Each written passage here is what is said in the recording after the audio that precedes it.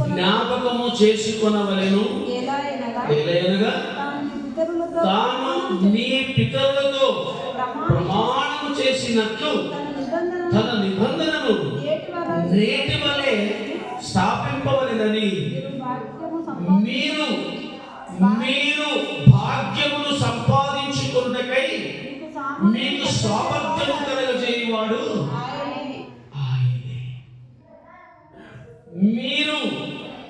మనము భాగ్యమును, అష్ట ఐశ్వర్యాలు, మేలులు, రక్షణ, స్వస్థత, ఆనందం, ఆశీర్వాదము, భాగ్యములు, ఇల్లు, సంసారము, బిడ్డలు, పంట పొలాలు, దీవెన ఇవన్నీ సంపాదించుకోవాలని ఆయన కోరుకుంటున్నాడు.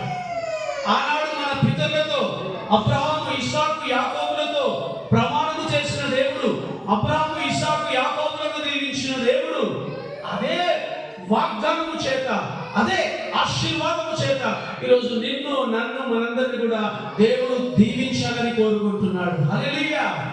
వాళ్ళకి ఇచ్చినటువంటి ఆశీర్వాదమే, వాళ్ళకి ఇచ్చినటువంటి భాగ్యమే దేవుడు మనకి ఇవ్వాలని ఆయన కోరుకుంటున్నాడు. దేవునికి స్తోత్రం.